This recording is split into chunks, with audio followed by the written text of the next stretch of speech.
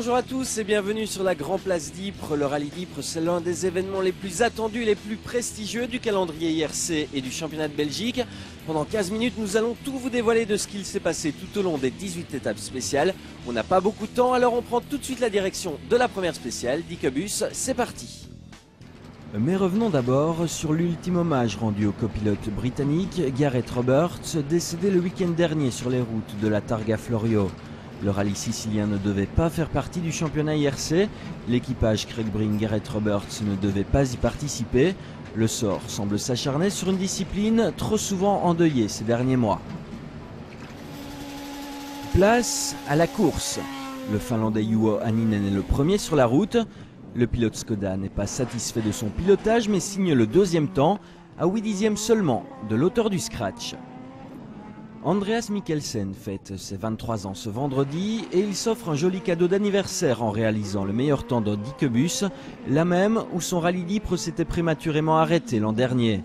Le champion IRC en titre repousse Freddy Loax, troisième de la spéciale à 1 seconde 2. Le ton est donné d'entrée de jeu avec les trois grands favoris qui se tiennent dans un mouchoir de poche. Peter Thune est quatrième sur une Skoda Fabia S2000 qu'il découvre. Malgré quelques petits soucis d'adaptation, le septuple champion de Belgique ne cède que 5 secondes 4 à Mikkelsen et devance déjà de 4 secondes Patrick Sneyers, cinquième au volant de la version IRC de sa traditionnelle Mini. La bagarre ne fait que commencer mais le rallye est pourtant déjà terminé pour le Suisse Florian Gonon. Le pilote Peugeot découvre Ypres et le pilotage d'une Super 2000. Son apprentissage se termine après 500 mètres de spécial. L'impact est violent mais l'équipage s'en sort indemne. Direction les spéciales 2 et 3. Juho Hänninen contre-attaque et s'empare de la tête du rallye. Le pilote officiel Skoda termine la première boucle avec 9 secondes 1 d'avance sur son plus proche poursuivant. Andreas Mikkelsen rétrograde à la deuxième place, l'un des plus grands espoirs du rallye mondial, susceptible de rejoindre Volkswagen en WRC la saison prochaine, ne s'est encore jamais imposé sur asphalte, il compte bien y remédier ce week-end.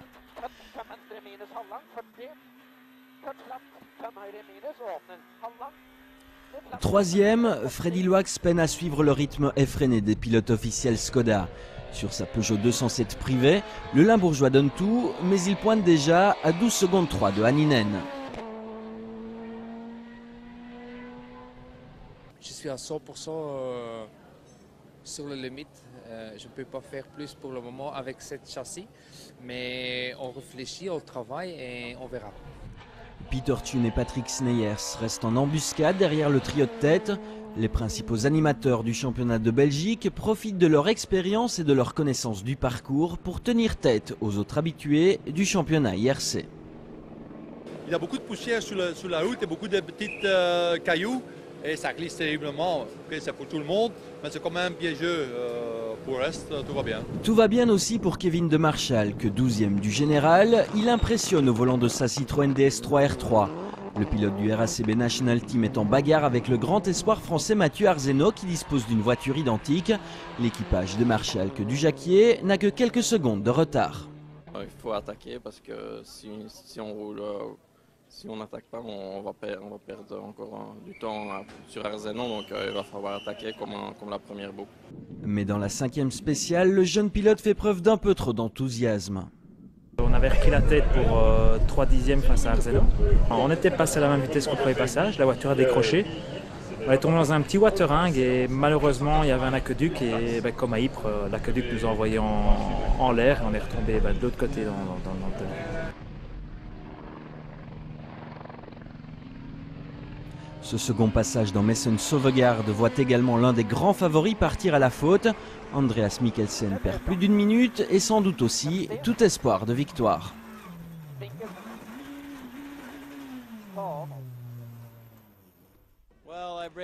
J'ai freiné trop tard en arrivant dans un T. J'étais bloqué en sortie de virage, coincé dans le fossé. J'ai perdu 1 minute avant de remonter sur la route. C'est vraiment dommage mais ce n'est pas fini. Débarrassé de l'autre Skoda de pointe, Juho Hänninen continue d'aligner des chronos impressionnants. Le champion IRC 2010 signe 5 des 6 scratchs de la première journée.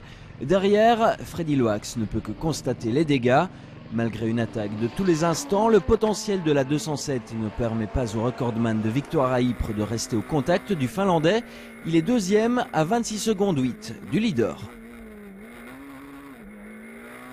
C'est pas encore fini. On a bien vu que Mikkelsen a fait une erreur. Malheureusement, ça m'a coûté quand même pas mal de secondes par rapport à Anninen parce qu'elle est devenue juste devant moi sur la route. On a vraiment roulé dans la poussière. On a perdu quand même pas mal de temps sur Anninen. Mais bon, ça c'est la course. Et demain, il y a encore une deuxième journée.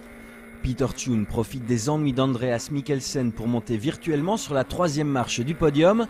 Mais le leader du championnat de Belgique n'est pas tout à fait satisfait de sa prestation. Je dois m'adapter à la voiture, je n'ai pas l'habitude et je fais des petites erreurs dans la boîte de vitesse, trop haut, trop bas. Mais bon, les mecs devant, les pros, c'est fabuleux. 13e du général, le liégeois Cédric de Tchéco est leader en groupe N.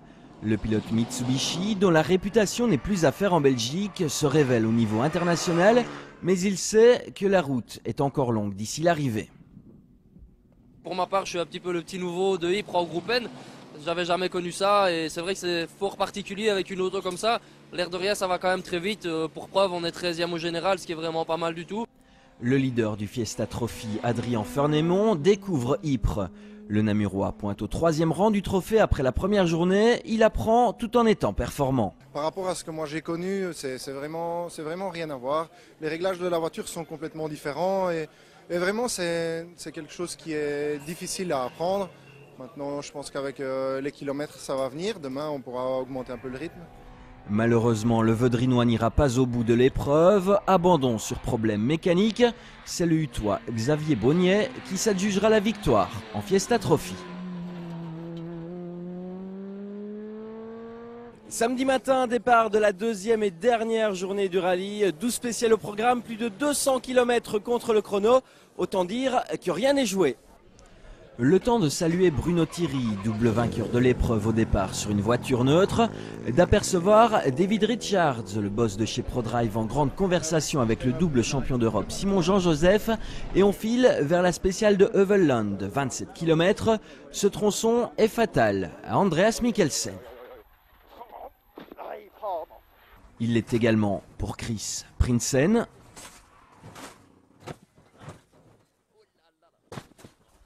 Il l'est aussi pour Cédric de Tchéco qui a couché un pylône. Tous s'en sortent fort heureusement, sains et saufs. Juho Anninen repousse Peter Thune et Freddy Loax à plus de 11 secondes. Le Finlandais semble se diriger vers son premier succès dans la Cité des Chats. Mais le pilote de la Lyon sort les griffes dans les deux spéciales suivantes. Deux scratchs, ses premiers depuis le début du rallye. Il reprend plus de 15 secondes au pilote officiel Skoda, auteur de quelques petites erreurs, et revient à 23 secondes après la première boucle de la matinée. C'est pas mal, mais bon, ça suffit pas. Il a encore, je ne sais pas, 22 secondes d'avance, donc on doit continuer à rouler comme ça. Mais c'est vrai, c'est une bonne motivation. Mais le Finlandais réagit et creuse progressivement l'écart au cours des 7 spéciales suivantes. 5 scratchs pour Anninen, 2 pour Loax. Avant la dernière boucle, le pilote Skoda dispose de 39 secondes d'avance. À la régulière, rien ne peut lui arriver. Peter Thune et Patrick Sneyers pointent toujours aux 3e et 4e positions, des positions qui semblent figées depuis le début de la matinée. Retour au parc d'assistance, l'occasion de s'intéresser à la 20e édition de la version historique du rallye.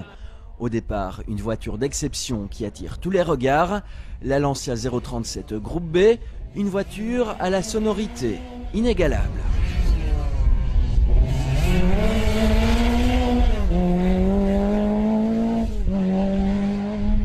On fait un saut dans le temps d'une trentaine d'années et on découvre la Lotus Exige RGT, présentée en première mondiale à Ypres, même si ce n'est qu'en tant que voiture ouvreuse. Le bolide britannique, confié ici au Portugais Bernardo Souza, doit encore être homologué avant de débuter en compétition.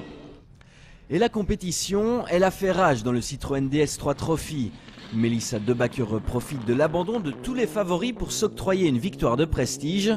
La jeune Flandrienne termine à une superbe 14e place générale après avoir évité toutes les embûches du parcours yprois.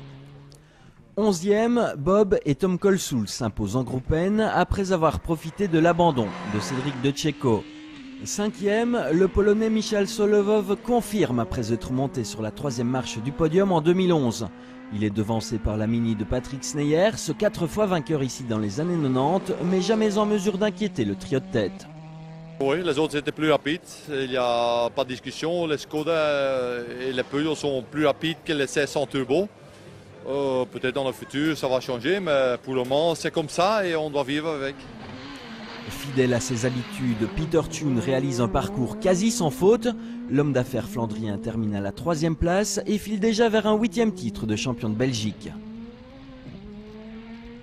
Ouais, je ne peux pas être déçu d'une 3e place. Bon, ça fait quelques années que je ne suis plus arrivé ici, donc je suis toujours assez bien, assez compétitif, mais c'est normal.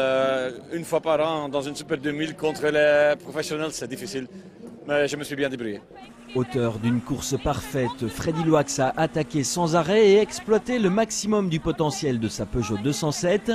Le double tenant du titre doit cette fois se contenter de la 2e place, un résultat qui le satisfait malgré tout. Je suis très content parce qu'on n'a pas fait une erreur, on a tout le temps roulé à 100%. Et voilà, donc après, ça c'est les courses, on ne peut pas toujours gagner. J'aimerais bien, mais malheureusement, ce n'est pas toujours comme ça. Champion IRC en 2010, champion SWRC en 2011 et leader incontesté du championnat d'Europe en 2012, Juho Hänninen ajoute une nouvelle ligne à son palmarès et remporte pour la première fois de sa carrière le rallye d'Ypres. Le trentenaire est le 2e Finlandais à s'imposer dans le Westhoek après le regretté Henri Toivonen en 1984. C'est un rallye très particulier. Avant cette année, j'avais toujours eu beaucoup de mal ici et maintenant je peux enfin monter sur la plus haute marche du podium. C'est une victoire très importante pour moi.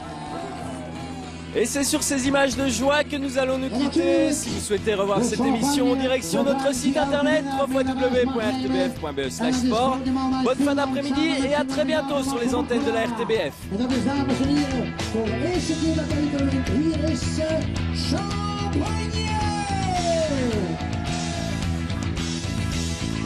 Wow.